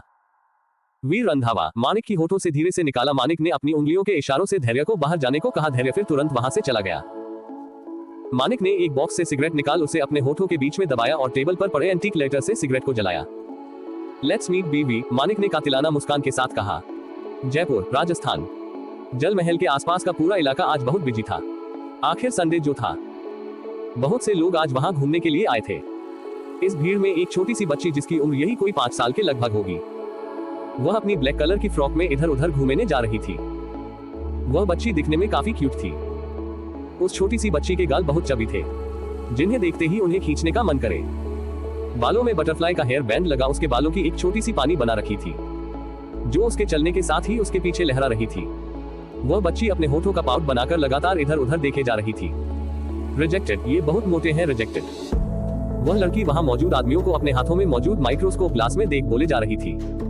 तभी उस बच्ची की नजर एक आदमी पर गई जो वही एक लड़की के साथ खड़ा मछलियों को देख रहा था। वह लड़का दिखने में हैंडसम था। वह बच्ची भागते हुए उस लड़के के पास गई। उसने उसे लड़के के पैरों से लिपटे हुए कहा, पापा आप मुझे मिल ही गए। अचानक से उस बच्ची के पापा बोलने से सभी लोग उस लड़के को देखने लगे। उसे लड़के के साथ मौजूद लड़की भी कंफ्यूजन में उस बच्ची को और अपने साथ खड़े उसे लड़काई को देख रही थी। हे गर्ल, तुम कौन हो? तुम मुझे ऐसे पापा क्यों बुला रही हो? मैं तुम्हारा पापा नहीं हूँ। क्या तुम कहीं खो गई हो? उस लड़के ने कहा। रोहन, क्या तुम इस बच्ची को जानते हो? उस लड़के की गर्लफ्रेंड ने पूछा। रोहन ने अपनी गर्दन ना में हिला दी। रोहन की बात सुन उसे बच्ची के होठों पर बड़ी से मुस्कान आ गई जिसे देखकर वहां मौजूद लोग भी मुस्कुराने लगे। उस बच्ची की मुस्कुराहट थी ही इतनी ज्यादा प्यारी। मुझे पता है अभी आप मेरे पापा नहीं हो, पर क्या आप मेरे पापा बन सकते हो? उसी बच्ची ने अपनी आंखों को टिमटिमाते हुए रोहन से पूछा। उसे बच्चों की आंखों को देखकर कोई भी ना नहीं बोल पाता, पर जो वह लड़की बोल रही थी वह करना इतना भी आसान नहीं था। ऐसे कैसे मैं आपका पापा बन सकता हूँ? देखिए ये जो दीदी मेरे साथ खड़ी है यह मेरी गर्लफ्रेंड है। अगर मैं आपका पापा बन गया तो इनका क्या होगा? रोहन ने बड़ी ही प्यार से उसे बच्ची को समझाते हुए कहा। रोहन, तुम क्यों अपना टाइम वेस्ट कर रही हो? वैसे भी हमें इतना कम वक्त मिलता है साथ में बिताने का और तुम वह भी इसे बच्चे पर वेस्ट कर रही हो, रोहन की गर्लफ्रेंड ने थोड़े गुस्से में कहा। रोहन ने अपनी गर्लफ्रेंड की तरफ देखा जो थोड़ी नाराज लग रही थी। वह अपनी गर्लफ्रेंड को नाराज नहीं करना चाहता था। देखो मेरी गर्लफ्रेंड तक नाराज हो रही है, तुम एक काम करो, तुम वापस अपने पेरेंट्स के पास जाओ, रोहन ने प्यार से उस छोटी बच्ची से कहा। उसे बच्ची ने एक नजर रोहन की गर्लफ्रेंड को घूर कर देखा और फिर रोहन से प्यार से कहा, आपको इतनी गंदी गर्लफ्रेंड रखने की कोई जरूरत नहीं है। ये आंटी तो दिखने में भी खूबसूरत नहीं है, आप मेरी मम्मा से मिलिए, वह बहुत खूबसूरत दिखती है। बच्ची की बात सुनकर रोहन की गर्लफ्रेंड को बहुत गुस्सा आ गया। वह बच्ची उसे बदसूरत कह रही थी। रोहन ने अपने दोनों होठों को बंद किया। उसे बहुत हंसी आ रही थी पर वह अभी हंसने की हिम्मत बिल्कुल भी नहीं कर सकता था, वरना उसकी गर्लफ्रेंड उसे छोड़ती नहीं। मैं कह रही हूँ ना, आप एक बार में मेरी मम्मा को देखिए तो सही, फिर आप मुझे बताना आप मेरी मम्मा से शादी करेंगे या नहीं, उसे बच्ची ने कहा और रोहन का हाथ पकड़ लिया। अरे तुम समझ क्यों नहीं रही? मैं तुम्हारा पापा नहीं बन सकता। रोहन आगे कुछ कहता इससे पहले ही वहां एक प्यारी सी आवाज गूंजने लगी। काजू कहाँ हो तुम, जल्दी से वापस आ जाओ वरना इस बार तुम्हारी बहुत पिटाई होगी। देखो मेरी मम्मा आ गई, उस बच्ची ने एक तरफ इशारा करते हुए कहा। जब रोहन ने उसे तरफ देखा तो उसकी नजर वहीं रुक गई। दो खूबसूरत सी लड़कियां जिन्हें देखकर कोई भी अपनी नजरें उन पर से हटा नहीं पाए, वह उनकी तरफ ही चले आ रही थी। उनमें से एक लड़की ने व्हाइट कलर के प्रिंटेड कुर्ता के नीचे ब्लैक कलर की जीन्स पहन रखी थी। अपने बालों को खुला छोड़ वह काफी मॉडर्न स्टाइलिश के साथ काफी खूबसूरत दिखाई दे रही थी। उस लड़की ने अपने पास खड़ी लड़की से कहा, नीति मुझे लगता है ये लड़की फिर से कोई प्रॉब्लम क्रिएट करने वाली है। ये लड़की कोई और नहीं अवनी थी। अवनी का स्टाइल पूरी तरह से चेंज हो चुका था। इसके साथ ही अवनी की खूबसूरती और भी ज्यादा बढ़ गई थी। नीति जिसने येलो कलर का अनारकली सूट पहन रखा था, उसने मुस्कुराते हुए अवनी से कहा, तुम चिंता मत करो, मेरी बेटी बहुत समझदार है, वह फिर से अपने लिए पापा ही ढूंढ रही होगी। नीति की बात सुन अवनी ने सामने की तरफ घूरकर देखा और फिर कहा, मिल गई तुम्हारी बेटी, पक्का उसने तुम्हारे लिए एक नया पापा ढूंढ लिया है। चलो मिलकर तुम्हारे रिश्ते की बात करके आते हैं। अवनी की बात सुन नीति ने सामने की तरफ देखा। वहां पर सच में वह बच्ची जिसका नाम काजू था, एक लड़के के साथ खड़ी थी। उस लड़के को देखकर नीति का मन कर रहा था वह अपना सर फोड़ ले। ये पहली बार नहीं था जब काजू ऐसे अपने लिए पापा ढूंढ रही थी। रोहन जो अब तक काजू का पापा बनने के लिए तैयार नहीं था, उसकी नजर जैसे अवनी और नीति पर पड़ी वह भी फिसलने लगा था। कौन इन खूबसूरत लड़कियों से शादी नहीं करना चाहेगा, रोहन दावे के साथ कह सकता था। इन दोनों के पीछे लड़कों की एक बहुत लंबी लाइन लगी होगी, पर उन्हें देखकर कहीं से नहीं लग रहा था इनकी एक बच्ची भी हो सकती है। नीति और अवनी को देखकर रोहन की गर्लफ्रेंड बहुत ज्यादा इनसिक्योर हो गई। आखिर वह दोनों इतनी ज्यादा खूबसूरत जो थी, वह भी बिना किसी मेकअप की। उस लड़की ने तुरंत अपने बॉयफ्रेंड रोहन के हाथों को कसकर पकड़ लिया। काजू ने रोहन का हाथ पकड़ते हुए कहा, आप वही करना जो मैं कहूँ, वरना सामने से जो ये दोनों खूबसूरत लड़की आ रही है वो हमें छोड़ेगी नहीं। काजू की बात सुन रोहन ने उसकी तरफ देखा मानो कह रहा हो उसने क्या किया। मैडम एलिजाबेथ, अगर आपका ड्रामा हो गया हो तो घर चले, अवनी ने काजू को घूरते हुए कहा। बिल्कुल भी नहीं, आज हम इस मेले से एक पापा लेकर ही चलेंगे, ये क्वीन का ऑर्डर है। काजू ने अवनी के सामने डटकर खड़े रहते हुए कहा, बेटा हम पापा किसी और मेले से ले लेंगे, अभी हम घर चलते हैं, नीति ने कहा और आगे जाकर काजू का हाथ पकड़ लिया। उन तीनों की बातें सुनकर वहां मौजूद सभी लोग उन्हें ऐसे देख रहे थे जैसे वह किसी दूसरे प्लेनेट से आए हो। क्या सच में वह लोग इस जगह को मेला समझ रहे थे और मेले से पापा कौन लेने जाता है? बिल्कुल भी नहीं, देखो मैंने कितने हैंडसम पापा ढूंढे हैं, बस आप दोनों को सेलेक्ट करना है, काजू ने रोहन को आगे करते हुए कहा। नीति और अवनी को देखकर बेचारा रोहन घबरा गया। ऐसे तो दिखने में रोहन भी काफी ज्यादा हैंडसम था, पर पता नहीं क्यों नीति और अवनी को देखकर वह बहुत ज्यादा शाय फील कर रहा था, जैसे सच में वह लोग उसे देखने के लिए आए हो। रोहन के रिएक्शन को देखकर अवनी को बहुत हंसी आ रही थी। अवनी ने रोहन को ऊपर से नीचे तक देखा और फिर कहा, तुम्हारी एज क्या है और तुम करते क्या हो? क्या तुम काजू के पापा बनने के लिए तैयार हो? अवनी के इतने सारे सवाल एक साथ सुनकर रोहन और भी ज्यादा घबरा गया। यह आप क्या कर रही है यार, आपकी वजह से पापा डर रहे हैं, काजू ने अवनी से कहा। अवनी ने मुंह बनाते हुए कहा, तो क्या तुम्हें एक डरपोक पापा चाहिए? नहीं, काजू ने कहा और रोहन का हाथ छोड़ उससे कहा, आप अपनी गर्लफ्रेंड को भी संभालिए, आप मेरे पापा बनने के लायक नहीं है। ये कहते हुए काजू अवनी के पास जाकर खड़ी हो गई। चलो हम चलते हैं, अवनी ने कहा और काजू को लेकर वहां से चली गई। बेचारी नीति जो वहां खड़ी थी उसे काफी ऑकवर्ड लग रहा था। उसने रोहन की तरफ देखकर कहा, आई एम सॉरी, वो बस मस्ती कर रही थी। ये कहते हुए नीति जल्दी से अपनी काजू के पीछे भाग गई। उसे वहां खड़े रहने में ही बहुत डर लग रहा था। रोहन तो अभी भी अपने बालों में हाथ फेरते हुए उन तीनों को जाते हुए देख रहा था। लवली, रोहन ने उन तीनों को जाते देख मुस्कुराते हुए कहा। वही उसके पास खड़ी उसकी गर्लफ्रेंड गुस्से में जल भून रही थी। हेलो डियर फ्रेंड्स, कमेंट करना ना भूले और जरूर बीटे क्या आप सब केली पसंद। 227 राहिल की शादी। बेचारी नीति जो वहां खड़ी थी उसे काफी ऑकवर्ड लग रहा था। उसने रोहन की तरफ देखकर कहा, आई एम सॉरी, वो बस मस्ती कर रही थी। ये कहते हुए नीति जल्दी से अवनी और काजू के पीछे भाग गई। उसे वहां खड़े रहने में ही बहुत डर लग रहा था। रोहन तो अभी भी अपने बालों में हाथ फेरते हुए उन तीनों को जाते हुए देख रहा था। लवली, रोहन ने उन तीनों को जाते देख मुस्कुराते हुए कहा। वही उसके पास खड़ी उसकी गर्लफ्रेंड गुस्से में जल भून रही थी। अवनी और नीति कंजू को लेकर अपनी कार में बैठ वहां से निकल गई। कार ड्राइव करते हुए अवनी ने बैक सीट पर बैठी काजू को घूरते हुए कहा, काजू की बच्ची, तुम्हारा मैं मिल्क शेक बनाकर पी जाऊंगी। अगर तुम ऐसी ही हरकतें करती रही तो मैं क्या करूं? मुझे पापा चाहिए। काजू ने अवनी की तरफ देख अपनी आंखों को टिमटिमाते हुए कहा। काजू की बात सुन अवनी ने हंसते हुए कहा, क्या मजाक कर रही हो? सच में तुम्हें पाप चाहिए या चमकदार हैंडसम चीज जिसे देखकर तुम पागल हो जाती हो? ये कहते हुए अवनी ने अपनी कार को ब्रेक दिया और पीछे घूमकर काजू को घूरने लगी। बात तो एक ही है ना? काजू ने मुस्कुराते हुए अवनी से कहा। ये हमेशा ऐसा ही करती है, फिर तुम क्यों इतनी परेशान हो जाती हो? नीति ने हंसते हुए अवनी से कहा। देखो मम्मा, नीति मासी कितनी समझदार है। काजू ने नीति को पीछे से गले लगाते हुए कहा। अच्छा तुम्हें याद आ गया, मैं तुम्हारी मम्मा हूँ। तुम्हारी यह मम्मा होना भी बार बार बदलता जाता है। कभी तुम नीति को मम्मा बुलाती हो, कभी मुझे। तुम्हारा ये चक्कर मुझे कुछ समझ नहीं आ रहा। अवनी ने काजू को घूरते हुए कहा। बहुत सिंपल सी बात है मम्मा, आप तो स्मार्ट हो, आपको तो समझ जाना चाहिए। मैं सिर्फ तभी नीति मम्मा को मम्मा बुलाती हूँ जब मेरे सामने कोई हैंडसम सा लड़का हो, ताकि वह लड़का फिर आपको पसंद कर ले। अगर मैं आपको मम्मा बुलाऊंगी तो वह कैसे आपको पसंद करेगा? काजू ने प्यारी सी मुस्कान के साथ कहा। पर तुम्हें ऐसा नहीं करना चाहिए काजू, तुम्हें अवनी को ही अपना मम्मा बोलना चाहिए। तुम्हारी रियल मम्मा तो वही है ना? नीति ने काजू को समझाते हुए कहा। नीति की बात सुनकर काजू में अपनी गर्दन ना में हिलाते हुए गुस्से में सीट पर बैठते हुए कहा, बिल्कुल भी नहीं। जब तक मुझे पापा नहीं मिल जाते मैं ऐसा ही करने वाली हूँ। एक बार मुझे पापा मिल जाए फिर मैं मम्मा को ही मम्मा हमेशा बुलाऊंगी। नीति काजू को समझाने के लिए कुछ कहती उससे पहले ही अवनी ने उसे देखते हुए कहा, रहने दो नीति, मेरा ही खून है। अगर इतनी जल्दी ये किसी की बात मान लेगी तो इसकी माँ की नाक ही कट जाएगी। अवनी ने गुस्से में कहा और काजू को घूरने लगी। अवनी की बात सुन काजू ने अपने दांत दिखा दिए। अवनी ने फिर से कार स्टार्ट की। तभी एक रंग से भरा गुब्बारा सीधे अवनी के कार के कांच पर आकर लगा। अवनी को कुछ भी दिखाई नहीं दे रहा था, जिससे कार अवनी के कंट्रोल से बाहर हो गई। मिरर से सामने कुछ भी दिखाई नहीं दे रहा था।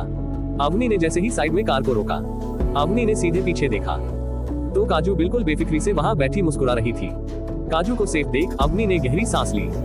वो तो अच्छा हुआ अवनी में अपनी कार में बच्चे सीट लगा रखी थी, जिस वजह से काजू को आज कुछ भी नहीं हुआ था। लगता है आज किसी को अवनी रेड्डी से मिलना है, अवनी ने कहा और गुस्से में कार से बाहर आई। अवनी को इतने गुस्से में देख नीति भी कार से बाहर अवनी को रोकने के लिए आई। अवनी ने वहां चारों तरफ देखा पर उसे वहां कोई भी दिखाई नहीं दिया। तभी कुछ लड़के वही खड़ी एक कार के पीछे से बाहर आए। वह 4-5 लड़के थे जिन्हें देखकर लग रहा था उन लोगों ने शराब भी पी रखी है। हाय हाय, इन खूबसूरत परियों के साथ होली खेलने में कितना मजा आएगा, उनमें से एक आदमी ने कहा। उन आदमियों के चेहरे और कपड़ों पर रंग लगा था। कल होली थी और ये लोग आज से ही होली मना रहे थे। मेरी कार पर गुब्बारा क्या तुम लोगों ने फेंका था? अवनी ने उन लोगों को घूरते हुए पूछा। एक बार तुम कहकर तो देखो जान, हम गुब्बारे को क्या तुम्हें भी उठाकर बेड पर फेंक देंगे। हाय, क्या मजे दिलाओगी तुम हमें, एक आदमी ने कहा। इसे सबसे पहले रंग तो मैं ही लगाऊंगा। ये कहते हुए दूसरा आदमी अपने हाथों में रंग लेकर अवनी की तरफ बढ़ने लगा। काजू जो कार में बैठे बैठे बोर हो रही थी, वह भी कार से बाहर आकर नीति के पास खड़ी हो गई। नीति मासी, यह क्या हो रहा है? काजू ने नीति की तरफ देख पूछा। नीति ने काजू को गोद में उठाकर कार के बोनट पर बैठाते हुए कहा, देखो तुम्हारी मम्मी आज फिर से तुम्हें ताइक्वांडो की क्लासेस देने वाली है। नीति की बात सुनकर काजू बहुत खुश हो गई। वह आदमी अवनी को रंग लगाने के लिए आगे आ ही रहा था, तभी वहां ठीक उनके सामने एक और कार आकर रुकी, जिसमें कोई और नहीं हमारी आयशा थी। आयशा, अवनी ने मुस्कुराते हुए कहा। आयशा ने अपनी कार के दरवाजे पर हाथ रखा और फिर अवनी की तरफ देख कहा, तो क्या तुम मेरे बिना ही कांड करने वाली हो? ये तो गलत बात है। ये कहते हुए आयशा ने कार का दरवाजा बंद किया और कार के डिग्गी से 2 हॉकी स्टिक निकाली। आयशा हॉकी स्टिक को लेकर आगे आए और एक हॉकी अवनी के हाथ में देते हुए कहा, चल होली खेलते हैं। अवनी ने आयशा की तरफ आंख मारी और फिर अपने सामने मौजूद लड़कों की तरफ देखा। देखो तुम करना क्या चाहती हो? तुम नहीं जानती हो हम एमएलए के बेटे हैं, हमारे पहुंच कहां तक है? उनमें से एक आदमी ने कहा। एमएलए के बेटे मतलब महालकू आदमी, अवनी ने कहा और सीधे एक हॉकी स्टिक से उसके हाथ पर मारी। बेड पर पटकना किसे कहते हैं तुझे मैं बताती हूँ, अवनी ने गुस्से में कहा और सीधे हॉकी स्टिक से उस आदमी के प्राइवेट पार्ट पर दे मारा। पूरी जगह उस आदमी की चीख से गूंज उठी। पता ही नहीं उस आदमी के उसे हिस्से में कितना ही दर्द हुआ होगा। दर्द से उसने अपनी पैंट ही गीली कर दी थी। लगता है अंकल को मम्मी ने कुछ ज्यादा ही जोर से मार दिया, काजू ने हंसते हुए कहा। नीति ने अपने गर्दन ना में हिलाए और मुस्कुराती हुए आयशा अवनी को देखा, जो उन सभी आदमियों को ऐसी मार रही थी जैसे वह कपड़े धो रही हो। काजू की नजर वही पानी से भरे गुब्बारे पर गए, जिन्हें देखकर काजू ने नीति की तरफ अपनी बाहें फैलाते हुए कहा, मासी से मुझे नीचे उतारो। काजू की बात सुनकर नीति कंफ्यूज हो गई, पर उसने फिर काजू को नीचे उतार दिया। काजू सीधे उस तरफ गई और पानी से भरे गुब्बारे को उठा उन आदमियों पर मारते हुए कहा, हैप्पी होली अंकल। काजू उन सभी पर पानी के गुब्बारे मार रही थी और बच्चों के जैसे खेलते हुए होली बना रही थी। वही उन सभी आदमी के मुंह से दर्द भरी आहें और चीखें निकली जा रही थी। काजू के इस तरफ पानी के गुब्बारे फेंकने से उनके कपड़े भीग चुके थे, जिससे अवनी और आयशा के हॉकी स्टिक से मारने पर उन्हें और भी ज्यादा दर्द हो रहा था। यार मैं बहुत थक गई, रुक जा, फालतू में हाथों में दर्द हो गया, आयशा ने हॉकी स्टिक को फेंकते हुए कहा। अवनी ने भी आयशा की तरफ देखा, उसके चेहरे पर भी काफी पसीना आ गया था। सच में, अवनी ने कहा, वो लोग नशे में थे, इसीलिए जल्दी ही वहां पड़े पड़े ही बेहोश हो गए। अवनी और आयशा ने उन सभी को रोड पर खींचते हुए साइड में फेंका और फिर अपने हाथ को साफ करने लगी। तुम यहाँ क्यों आए हो? आयशा से अवनी ने पूछा। अवनी की बात सुनकर आयशा ने उसे घूरते हुए कहा, क्यों, मैं यहाँ नहीं आ सकती, बिल्कुल भी नहीं, अवनी ने कहा और काजू का हाथ पकड़ उसे अपने साथ कार की तरफ लेकर जाने लगी। आयशा ने काजू का दूसरा हाथ पकड़ते हुए कहा, मेरी प्रिंसेस मेरे साथ जाएगी। ये कहते हुए आयशा ने काजू को अपनी गोद में उठा लिया। हाँ हाँ, मैं आयशा मासी के साथ जाऊंगी। चलो मासी, इस बेरहम दुनिया से दूर, मुझे मम्मी से बहुत डर लग रहा है, कहीं उन्होंने मेरी भी ऐसी पिटाई कर दी तो। काजू ने डरने की एक्टिंग करते हुए आयशा के गले लगे कहा, बिल्कुल सही कह रही हो, तुम्हारी माँ बहुत डरावनी है, आयशा ने कहा और काजू को अपनी गोद में छुपा के कार में जाकर बैठाया और फिर वहां से निकल गई। इन दोनों का फिर से शुरू हो गया। नीति ने आयशा और काजू की तरफ देखते हुए कहा। नीति की बात सुनकर अवनी हंसने लगी, फिर वह दोनों भी वहां से निकाल गई। वहीं दूसरी तरफ ये राहिल ने अचानक राजस्थान में शादी करने का फैसला क्यों लिया है? मिसेज बंसल ने पूछा। माँ, भैया ने कुछ सोच समझ कर ही फैसला लिया होगा, वैसे भी डेस्टिनेशन वेडिंग में बहुत ज्यादा मजा आता है, राजस्थान तो कितना खूबसूरत है, आप सबको भी बहुत मजा आएगा, शिवानी ने खुशी से कहा। शिवांगी की खुशी देखकर मिसेज बंसल के होठों पर भी मुस्कान आ गई। भाभी, आपको नहीं लगता हमें राहिल के लिए भी लड़की देखना शुरू कर देनी चाहिए? मिस्टर बंसल की छोटी बहन लता जी ने कहा। लता जी की बात सुनकर मिसेज बंसल ने गहरी सांस लेकर कहा, दीदी आप तो राहिल को जानते ही हैं, वो वही करता है जो उसे पसंद आता है, और राहिल के लिए एक अच्छी लड़की ढूंढना भी बहुत मुश्किल का काम है। मिसेज बंसल की बात सुन लता जी ने मुस्कुराते हुए कहा, हमारे सामने ही एक बहुत अच्छी लड़की है भाभी, बस आपको शायद वह दिखाई नहीं दे रही, आप कहना क्या चाहती हैं? मिसेज बंसल ने कंफ्यूजन में कहा। शिवांगी भी अब उनकी तरफ भी देखे जा रही थी। लता जी ने मुस्कुराते हुए कहा, क्या आप दीपा को कैसे भूल सकती है? दीपा से अच्छी लड़की हमें और कहां मिलेगी? लता जी की बात सुनकर शिवांगी का मुंह बन गया। तभी वहां एक लड़की आई जो काफी स्टाइलिश थी। एवनी की फैमिली और जिज्ञासा, इन सब के बारे में आने वाले चैप्टर्स मीटा चलेगा एंड ऐप 228 काजू के बारे में क्या सोचा है? मिसेज बंसल की बात सुन लता जी ने मुस्कुराते हुए कहा, हमारे सामने ही एक बहुत अच्छी लड़की है भाभी, बस आपको शायद वह दिखाई नहीं दे रही, आप कहना क्या चाहती हैं? मिसेज बंसल ने कंफ्यूजन में कहा। शिवांगी भी अब उनकी तरफ भी देखे जा रही थी। लता जी ने मुस्कुराते हुए कहा, आप दीपा को कैसे भूल सकती है? दीपा से अच्छी लड़की हमें और कहां मिलेगी? लता जी की बात सुनकर शिवांगी का मुंह बन गया। तभी वहां एक लड़की आई जो काफी स्टाइलिश थी। उस लड़की को देखकर साफ पता चल रहा था कि उसने फैशन में ही अपनी डिग्री ली होगी, आखिर वह इतनी फैशनेबल जो लग रही थी। वह लड़की ठीक लता जी के पास आकर बैठ गई। देखिए भाभी, हमारी दीपा को, इसकी जैसी खूबसूरत लड़की आपको राहिल के लिए कहां मिलेगी? लता जी की बात सुनकर मिसेज बंसल बस मुस्कुरा दी। खूबसूरत लड़कियों की इस दुनिया में कमी नहीं है, और बंसल फैमिली का नाम सुनकर तो कोई भी लड़की इस घर में आने के लिए तैयार हो जाएगी बुआ जी, पर उस लड़की में गुण भी तो होनी चाहिए, शिवांगी ने कहा।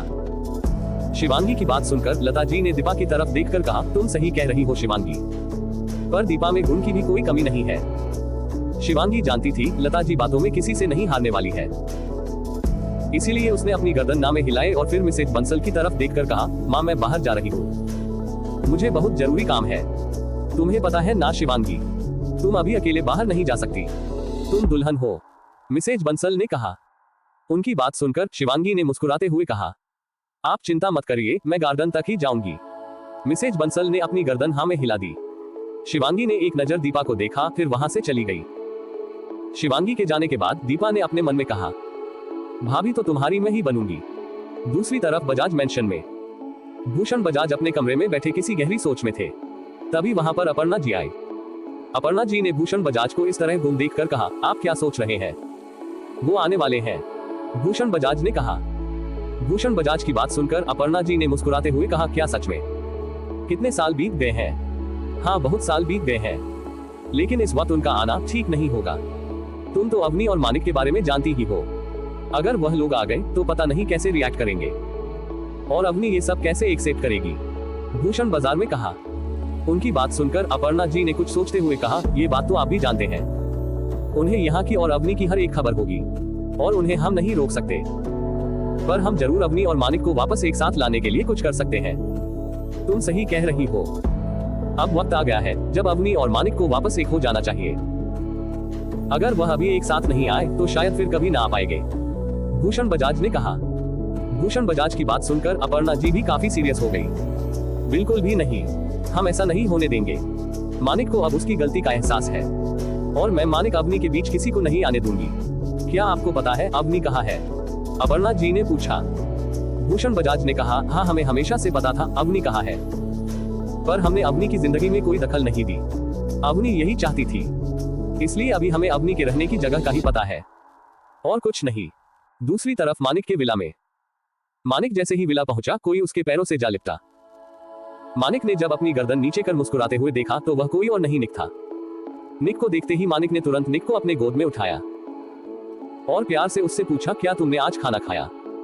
निक ने मानिक के हाथों को लिक किया, जैसे उसे बता रहा हो कि हाँ उसने खाना खा लिया है। निक से बात करते हुए वो उसे अपने रूम की तरफ लेकर जाने लगा। वहां मौजूद सर्वेंट मानिक को देख रहे थे। इन 5 सालों में मानिक ने निक का बहुत ध्यान रखा था। एक वक्त था जब मानिक निक से सबसे ज्यादा चिढ़ता था, पर अब मानो अवनी की हर एक चीज से मानिक को प्यार हो गया हो।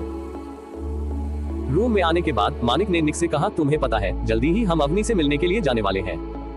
तुम अवनी को बहुत मिस करते हो ना। मानिक की बात सुनकर निक भौंकने लगा, जिसे देख मानिक ने निक को बेड पर बैठाया और अपनी शर्ट के बटन खोलते हुए कहा, पर अब अवनी को मैं हर वक्त अपनी रूम में रखूंगा, तुम्हें उससे मिलने ही नहीं दूंगा। आखिर उसका हस्बैंड तो मैं हूं ना। मानिक की बात सुनकर निक गुस्से में मानिक के रूम से बाहर निकल गया। ये देखकर मानिक मुस्कुराने लगा। जयपुर, अवनी ने आयशा को काफी का मत देते हुए कहा, अब क्या तुम बताओगी, आखिर अचानक से तुम बिन बताए कैसे आए हो।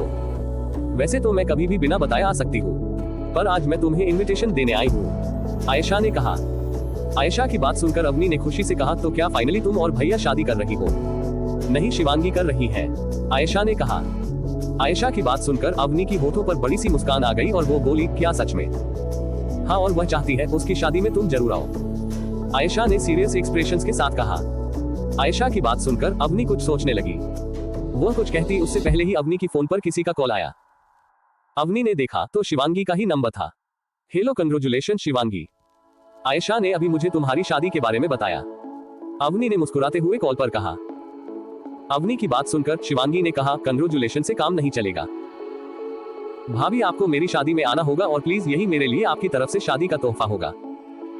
शिवांगी की बात सुनकर अवनी कुछ देर तक चुप रही, इसलिए शिवांगी ने फिर से कहा, और आपको ज्यादा प्रॉब्लम भी नहीं होगी, शादी राजस्थान में जयपुर में ही है। शिवांगी की बात सुनकर अवनी की मुट्ठी कस गई। उसने फिर मुस्कुराते हुए शिवांगी से कहा, ठीक है शिवांगी, मैं जरूर आऊंगी, अवनी ने कहा। अवनी की बात सुनकर शिवांगी बहुत ज्यादा खुश हो गई। कॉल कट होने पर अवनी ने आयशा से पूछा, तुमने मुझे बताया क्यों नहीं शादी राजस्थान में है। क्योंकि मुझे खुद नहीं पता था, अभी तक तो शादी की सारी तैयारी मुंबई में ही हो रही थी और शादी मुंबई में ही होने वाली थी, आयशा ने हैरानी में कहा। आयशा की बात सुनकर अवनी ने सोचते हुए कहा, मतलब मानिक को पता चल गया है मैं यहाँ हूँ, पर यह कैसे हो सकता है, मानिक को किसने बताया होगा, आयशा ने शौक होते हुए पूछा। अवनी ने मुस्कुराते हुए आयशा से कहा, क्या तुम भूल गई, वह मानिक बजाज है। अवनी की बात सुनकर आयशा ने कहा, तो क्या तुम सच में अब मानिक और सबके सामने आने वाली हो। आयशा की बात सुनकर अवनी ने बिना किसी एक्सप्रेशन के कहा, मैं मानिक से छिप नहीं रही, छिपता वो है जिसे डर हो, और मुझे किसी बात का डर नहीं है, और इन सब की वजह से मैं शिवांगी की शादी को मिस नहीं करने वाली। अगर तुम भी शादी करती तो भी मैं जरूर आती, इसका मतलब है पूरे 5 साल बाद तुम मानिक के सामने आओगी, आयशा ने कहा। अवनी ने आयशा की बात सुन अपनी गर्दन हाँ में दिला दी। तभी आयशा की नजर काजू पर पड़ी, जो नीति के साथ गार्डन से होती हुई उनकी तरफ ही आ रही थी। तुमने काजू के बारे में क्या सोचा है, क्या तुम उसे भी मानिक के सामने लेकर आओगी, आयशा ने अवनी से सवाल किया। आयशा का सवाल सुनकर अवनी चुप हो गई और काजू की तरफ देखने लगी। तभी काजू और नीति दोनों ही वहां आ गए। आयशा मौसी, आप हमारे पास रहने वाली हो ना, काजू ने आयशा के गोद में बैठते हुए पूछा। काजू की बात सुनकर आयशा ने उसके बालों के साथ खेलते हुए कहा, तुम चिंता मत करो, और तुम्हारे साथ खेलने वाले और रहने वाले बहुत से लोग आने वाले हैं। आयशा ने कहा और अवनी की तरफ देखने लगी।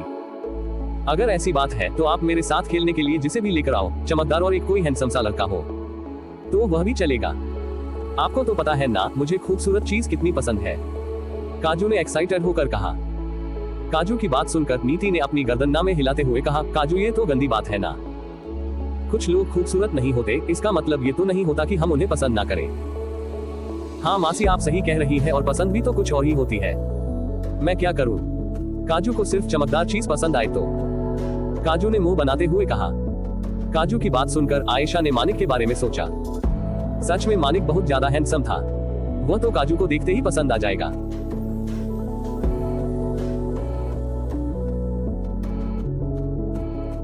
Chapter 229 let's go. अगर ऐसी बात है तो आप मेरे साथ खेलने के लिए जिसे भी लेकर आओ, चमकदार और एक कोई हैंडसम सा लड़का हो तो वह भी चलेगा। आपको तो पता है ना मुझे खूबसूरत चीज कितनी पसंद है, काजू ने एक्साइटेड होकर कहा। काजू की बात सुनकर नीति ने अपनी गर्दन ना में हिलाते हुए कहा, काजू ये तो गंदी बात है ना, कुछ लोग खूबसूरत नहीं होते इसका मतलब ये तो नहीं होता कि हम उन्हें पसंद ना करें। हाँ मासी आप सही कह रही है, और पसंद भी तो कुछ और ही होती है। मैं क्या करूं? काजू को सिर्फ चमकदार चीज पसंद आए तो? काजू ने मुंह बनाते हुए कहा। काजू की बात सुनकर आयशा ने मानिक के बारे में सोचा। सच में मानिक बहुत ज्यादा हैंडसम था, वह तो काजू को देखते ही पसंद आ जाएगा। जयपुर। अगली सुबह जब काजू की नींद खुली तब घड़ी में केवल 6 बजे बज रहे थे। काजू जानती थी कि उसकी मम्मा और मासी में से कोई भी इस वक्त नहीं उठा होगा, पर उसे भी और नींद नहीं आ रही थी। इसीलिए काजू अपनी छोटी छोटी पैरों के साथ सीढ़ियों से नीचे की तरफ आने लगी। तभी काजू की नजर सोफे पर गई, जहां पर किसी के पैर दिखाई दे रहे थे, जिन्हें देखते ही काजू जोर से चिल्लाने लगी। काजू की चीख सुनकर आयशा, अवनी और नीति तीनों की नींद खुल गई। वहीं सोफे पर सो रहा आदमी भी अपनी आंखों को मसलते हुए सोफे पर बैठ गया। अभी भी थोड़ा अंधेरा था, इसीलिए उस आदमी का चेहरा काजू को दिखाई नहीं दे रहा था। वह वहीं खड़ी रोने लगी थी। क्या हुआ? तुम रो क्यों रही हो काजू? अवनी भागते हुए काजू के पास आए और उसे प्यार से पूछती है। वह अभी भी नींद में थी। यार प्रिंसेस, इतनी सुबह तुम क्यों चिल्ला रही हो? तुम्हें पता है ना मुझे अपनी नींद कितनी प्यारी है, आयशा ने उबासी लेते हुए कहा। तभी नीति की नजर भी सोफे पर गई। सोफे पर एक आदमी को देखते ही नीति भी चिल्लाने लगी। आयशा ने अपनी कानों पर हाथ रखते हुए गुस्से में कहा, अगर अब किसी ने चिल्लाने की हिम्मत भी की तो मैं उसके मुंह में पत्थर डाल दूंगी। काजू अवनी के गले लग अभी भी सिसक रही थी। वही नीति ने सोफे की तरफ इशारा करते हुए कहा, सोफे पर कोई है। नीति की बात सुनकर आयशा और अवनी ने सोफे की तरफ देखा। अरे महिलाओं की पागल फौज, मैं हूँ, उस आदमी ने कहा। उस आदमी की आवाज सुनकर काजू ने अपना चेहरा अवनी के कंधे से निकाल उस तरफ देखा। वह आवाज काफी जानी पहचानी सी थी। वह आदमी सोफे पर से खड़ा हुआ और पास में मौजूद खिड़की के पर्दे हटा दिए, जिससे सबने उसका चेहरा देखा। अवनी ने पास में ही पड़े फ्लावर पॉट को उठाकर वीर की तरफ फेंकते हुए कहा, तुम्हारी हिम्मत भी कैसे हुई मेरी बच्ची को डराने की? अवनी का निशाना बिल्कुल ठीक था। वह फ्लावर पॉट ठीक वीर के सिर पर जाकर ही लगता, अगर वीर अपनी जगह से साइड ना होता तो। वीर ने जमीन पर टूटे पड़े उस फ्लावर पॉट की तरफ देखा और फिर खौफ भरी नजरों से अवनी की तरफ देखते हुए कहा, क्या तुम पागल हो गई हो? अगर यह मुझे लग जाता तो मैं मर भी सकता था। तुम्हें इतनी जल्दी मौत नहीं आने वाली, आयशा ने उबासी लेते हुए कहा। फिर वहां से जाते हुए सबको बाय बाय बोल कहा, मैं सोने जा रही हूँ, इस बार कोई डिस्टर्ब मत करना। अवनी ने काजू को नीचे उतारा और काजू के बालों को सहलाते हुए कहा, बच्चा तुम भी सो जाओ और मम्मा को भी सोने दो। ये कहते हुए अवनी भी अपने रूम में सोने के लिए चली गई। अरे मैं आया हूँ, कम से कम मुझसे मिलने के लिए थोड़ी एक्साइटमेंट तो दिखा दो, वीर ने गुस्से में कहा। पर वीर की बात सुनने के लिए वहां कोई भी नहीं था। नीति भी वहां से जा चुकी थी। अब सीढ़ियों के पास खड़ी काजू अपनी आंखों को टिमटिमाते हुए वीर को देखे जा रही थी। वीर ने काजू के पास आते हुए कहा, मुझे पता है एक तुम ही हो जो मुझसे प्यार करती हो। ये कहते हुए वीर ने अपनी बाहें फैला दी। ऐसी बात नहीं है, मुझे नींद नहीं आ रही थी, इसलिए तो मैं नीचे आई थी, काजू ने पाउट बनाते हुए कहा और सीढ़ियों से नीचे आने लगी। काजू की बात सुनकर वीर उसे अपनी आंखें छोटी कर घूरते हुए कहा, जैसी माँ वैसी उसकी बेटी। वीर की बात सुनकर काजू ने उसे अपने दांत दिखा दिए और फिर वीर के पास जाकर उससे पूछा, वीर अंकल आप घर में कैसे आए? काजू की बात सुनकर वीर ने मुस्कुराते हुए कहा, ये सीक्रेट है, अगर मैं तुम्हें बताऊं तो तुम अपनी मम्मा को नहीं बताओगी ना? काजू ने अपनी गर्दन हाँ में हिला दी। काजू की हाँ सुनकर वीर ने कहा, मेरे पास तुम्हारे घर की एक एक्स्ट्रा चाबी है और इसके बारे में तुम्हारी मम्मा को भी नहीं पता, तुम भी उन्हें कुछ मत बताना। अच्छा, मुझे भूख लगी है। काजू ने कहा। काजू की बात सुनकर वीर उसे ऐसे देखने लगा जैसे वह कोई मजाक कर रही हो। वीर को खाना बनाना नहीं आता था। हम तुम्हारी मॉम के उठने का वेट करते हैं, अभी कोई रेस्टोरेंट भी नहीं खुला होगा, वीर ने कहा। वीर की बात सुनकर काजू उसे ऐसे घूरने लगी जैसे वह कोई पागल हो। आप मुझसे हर बार यही सवाल करते हो ना कि मैं आपको अपना डैडी क्यों नहीं बनाती, क्योंकि आपको कुछ आता ही नहीं है, काजू ने गुस्से में कहा और किचन में चली गई। सिर्फ कुकिंग ना आने की वजह से तुम मुझे अपना डैडी नहीं बनना चाहती, वीर ने हैरानी में कहा और काजू के पीछे पीछे किचन की तरफ जाने लगा।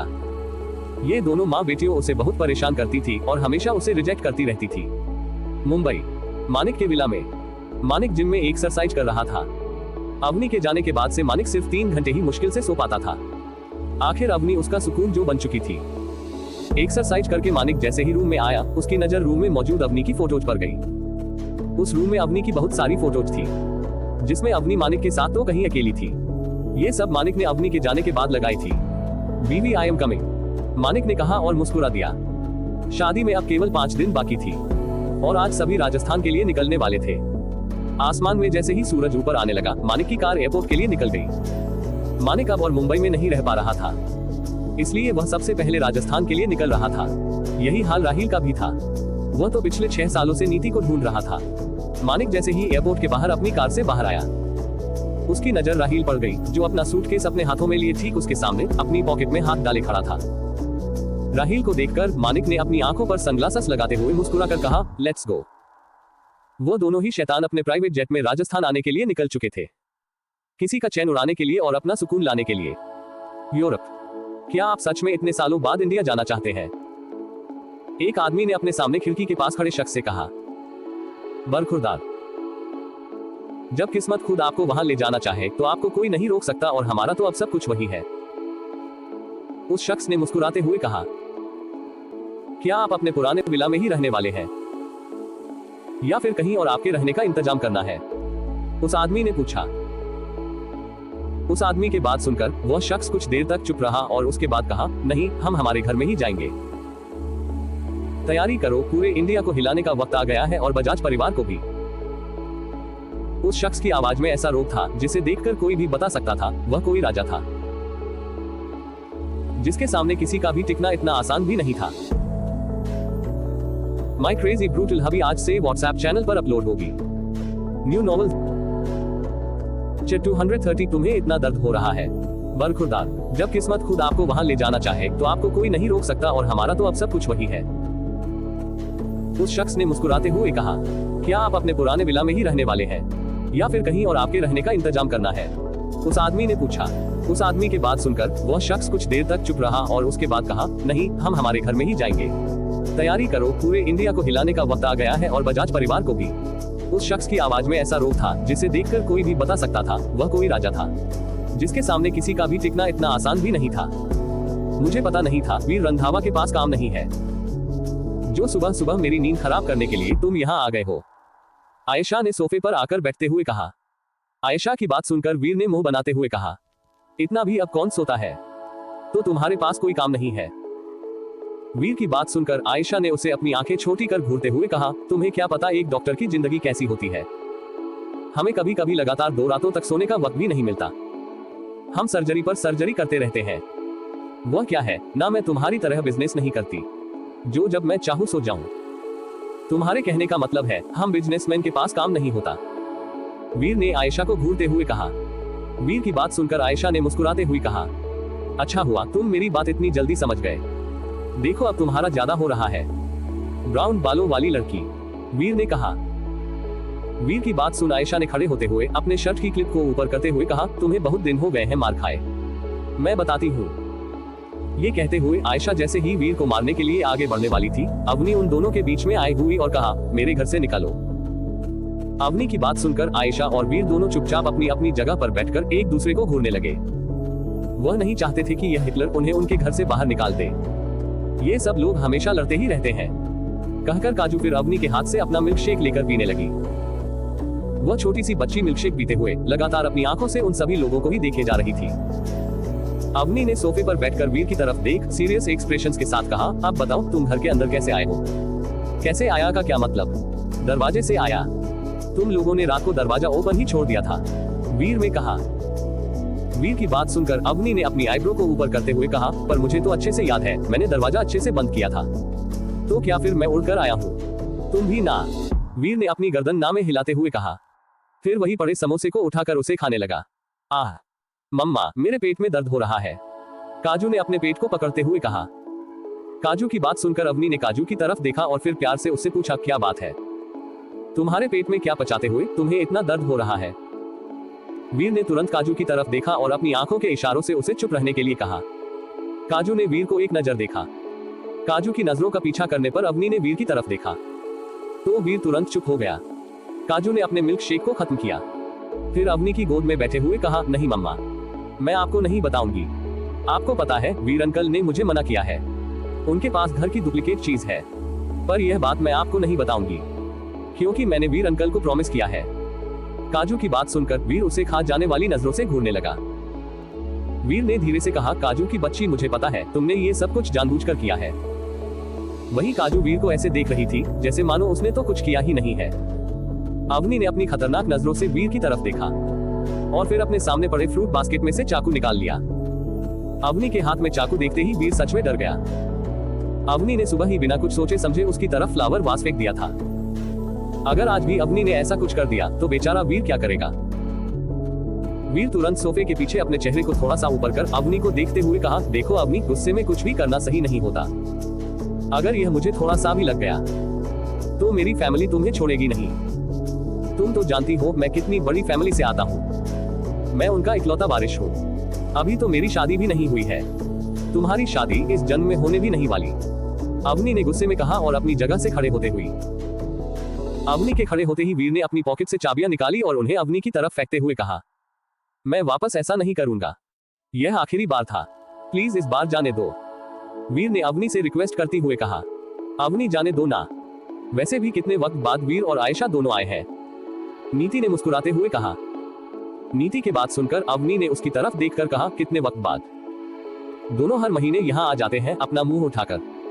मेरे घर को धर्मशाला बना दिया है इन लोगों ने। नहीं नहीं, ये तो हमारी काजू का घर है, इसीलिए हम आते हैं, वरना तेरे पास तुम आना भी नशा है, आयशा ने कहा। और फिर काजू को अपनी गोद में लेते हुए कहा, काजू मासी के साथ शॉपिंग करने मॉल चलोगे? काजू ने मुस्कुराते हुए आयशा के गले के चारों तरफ अपनी बाहें लपेटते हुए कहा, पर आपको मुझे डायमंड की रिंग दिलानी होगी। तुम्हें डायमंड की अभी कोई जरूरत नहीं है, तुम अभी कितनी छोटी हो। अवनी ने काजू की तरफ देखते हुए कहा, नहीं मम्मा, अभी मुझे डायमंड की सबसे ज्यादा जरूरत है। आपको इस मासूम की गरीबी दिखाई नहीं देती? काजू ने अपनी नम आंखों से अवनी की तरफ देखते हुए कहा। काजू की बात सुनकर आयशा, नीति और वीर भी काजू को इस तरह देखने लगे जैसे काजू बहुत बड़ा मजाक कर रही हो। अगर कंजू इस दुनिया में गरीब इंसान है तो शायद पूरी दुनिया ही गरीब है।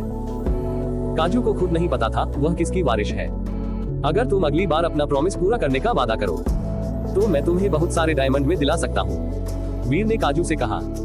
वीर की बात सुनकर काजू की आंखों में चमक आ गई। वीर अंकल, आप कितने अच्छे हैं।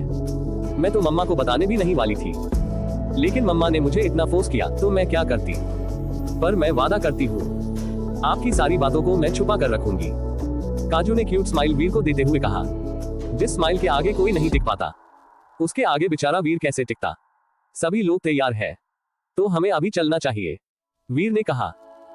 वीर की बात सुनकर अवनी में वीर की तरफ देखकर कहा, तुम्हें शॉपिंग करने में कब से इंटरेस्ट आने लगा? उफ मोहतरमा, जब साथ में तुम्हारे जैसी खूबसूरत भला हो तो नर्क में जाने में भी कैसे बुराई। वीर ने अवनी के साथ फ्लर्ट करते हुए कहा। मुझे लगता है तुम्हें नर्क नहीं हॉस्पिटल भेजना चाहिए मुझे, ताकि तुम अपना ये चीप फ्लर्ट बंद कर दो, अवनी ने कहा। उसकी बात सुनकर वीर ने मुंह बनाते हुए कहा, तुम्हें पता भी है मेरे फ्लर्टिंग स्किल से मेरी कॉलेज की सारी लड़कियां मेरी दीवानी थी। फिर आपकी शादी क्यों नहीं हुई अंकल? काजू ने अपनी आंखों को टिमटिमाते हुए वीर की तरफ देखकर कहा। काजू की बात सुनकर नीति, आयशा और अवनी जोर जोर से हंसने लगी। तुम लोग यही खड़े रहो, मैं काजू को लेकर जा रहा हूँ, अगर आना है तो पीछे पीछे आ जाना। ये कहते हुए वीर गुस्से में वहां से काजू के साथ चला गया। New novel link please guys support my this new novel. https skeptical smile